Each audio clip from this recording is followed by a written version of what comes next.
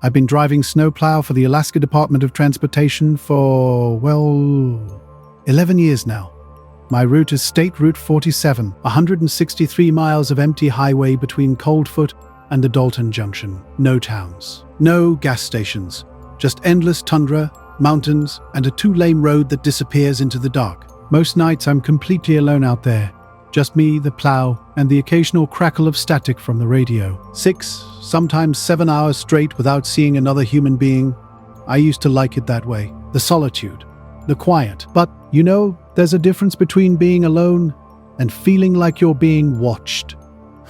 It started in my second winter on the route. Late January, around 2 in the morning, I was clearing the northbound lane after one of those heavy storms that just dumps snow for hours without stopping. Visibility was maybe 20 feet. The wind was howling so loud I could barely hear my own engine. That's when I noticed something in the fresh powder ahead of me. Tire tracks. 2 deep parallel lines running south, the opposite direction from where I was headed. I slowed down, leaned forward against the steering wheel to get a better look. The tracks were fresh. I could see the individual tread marks clearly.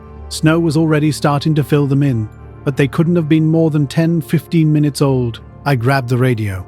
"Dispatch, this is Plow 7. Do you have anyone else working Route 47 tonight?" There was a long pause, just static. Then a tired voice came through. "Negative Plow 7. You're the only unit out there until 0600. Copy that. Thanks." I clicked off the radio and sat there for a moment, staring at those tracks.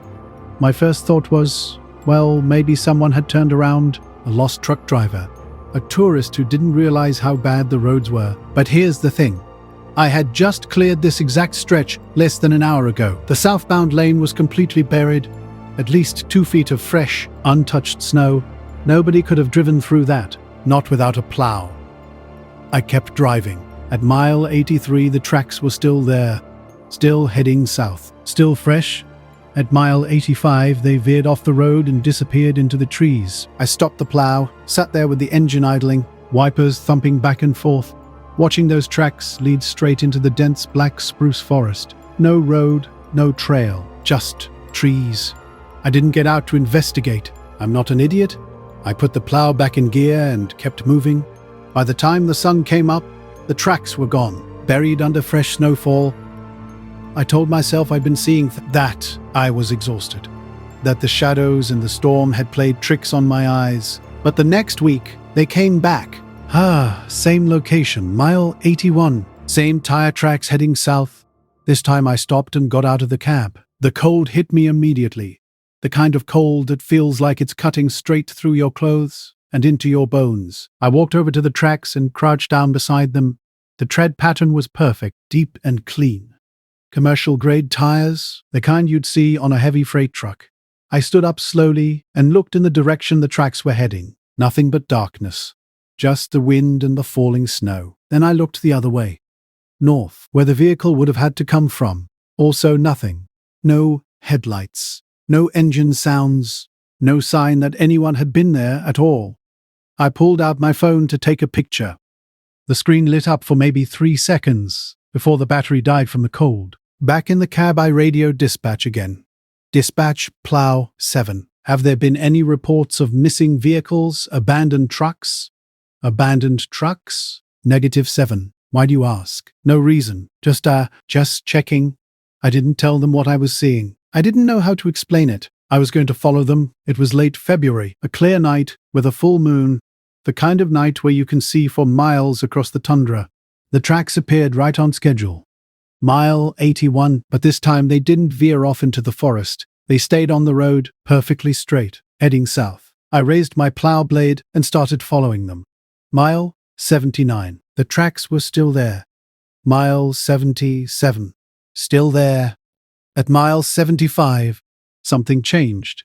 The tracks turned off onto a narrow side road I'd never noticed before. It wasn't marked on any of my maps. I stopped at the junction and stared down that road. It was barely wide enough for one vehicle. Trees pressed in close on both sides, their branches hanging low over the snow. The tire tracks disappeared into the darkness. Every instinct I had was screaming at me to turn around, to call it in, to do literally anything else. But I didn't. I turned onto that road and followed the tracks. The snow was deep here, untouched except for those two lines cutting through it. My headlights seemed dimmer somehow, like the darkness was heavier. The trees grew taller, thicker. There was no wind, no sound except the low rumble of my engine. I drove for what felt like a mile. Then the road just ended. A wall of snow. A line of trees so dense I couldn't see between them. A dead end. But the tire tracks didn't stop. They led right up to that snowbank and kept going. Straight through it, like the truck had just driven into the snow and vanished. I sat there with my hands frozen on the steering wheel, my breath fogging up the windshield, trying to process what I was looking at. That's when I saw the headlights in my rearview mirror, two bright circles, far behind me on that narrow road, getting closer. I didn't wait to see what it was. I threw the plow into reverse, cranked the wheel hard, backed out onto Route 47 so fast the whole truck fishtailed. The headlights followed me to the edge of the side road. Then they stopped. I watched in my mirror as they just sat there, idling maybe 50 yards back. For 10 seconds they didn't move. Then they turned off. Complete darkness. I radioed dispatch with shaking hands. Dispatch, Plow 7. I have an unidentified vehicle at mile 75. No plates visible. Requesting backup. Copy 7. Nearest trooper is about 3 hours out. Can you make contact? I looked back at that dark side road. Negative, vehicle has, left the area. I drove north and didn't look back. The next night, I went back during daylight. Brought my GPS. Made sure my phone was fully charged. There was no side road, just unbroken forest. Exactly like every other mile of Route 47. I checked the photos I'd tried to take the night before. Every single one was completely black, like I'd taken them with the lens cap on. But I know what I saw. The tracks kept appearing. Week after week. Always at mile 81. Always heading south. Always fresh. I stopped investigating. I just drove past them. Until last month, I was clearing the southbound lane for once. Dispatch had switched my route direction for maintenance reasons. At mile 81, I saw the tracks again, but this time they were heading north. The same direction I was driving. The same direction I times always drive. I got out of the cab, walked over to them, crouched down. The tread pattern was different. Narrow, not a truck. I brushed away some of the fresh snow. It was a snowplow tire. My heart stopped. I looked closer at the tread. There was a specific wear pattern on the left side. A gouge from where I'd hit a pothole 2 months earlier. It was my plow. These were my tracks. I stood up slowly and looked down the highway. The tracks stretched ahead of me into the distance, clean, straight. Like I'd already driven this route, but I hadn't. Not yet. I got back in the sea. At mile 79, my headlights caught something on the road ahead. A snowplow stopped in the middle of the lane, facing south. Engine off. It was the exact same model as mine. Same plow number stenciled on the door, same rust spot on the front fender. I hit my brakes and came to a stop about 20 feet behind it.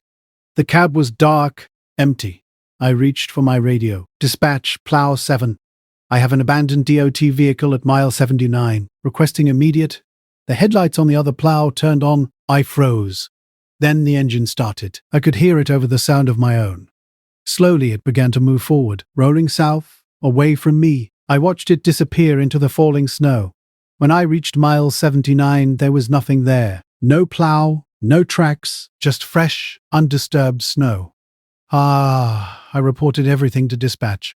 They sent a supervisor out the next day. They didn't find anything. They suggested I was working too many hours, that I needed rest. They offered me time off. I took it. I stayed off Route 47 for 3 weeks. Last night my phone rang. It was dispatch. Cole, we need you to come back. We have a situation on Route 47. What kind of situation? There was a long pause. Plow 7's GPS shows it driving mile 81 for the last 6 hours, but the driver isn't responding, and according to our records, the truck's been in the maintenance bay since Tuesday. I'm off rotation. I'm not on shift. We know. That's why we're calling. We need you to go find it. I hung up. 5 minutes later, I received a text message. A photo. Security camera footage from the DOT yard. Timestamp 11:47 p.m. Last night, it showed Plow 7 pulling out through the gate. In the driver's seat was someone wearing a DOT jacket. Hood pulled up. face hidden in shadow, but I could see one hand on the steering wheel. The left hand. There was a scar on the thumb. From a chainsaw accident last winter. The same scar I'm looking at on my own hand right now. I haven't answered dispatch. I don't know what's driving that plow on Route 47. But I know one thing. It's not me. Not yet.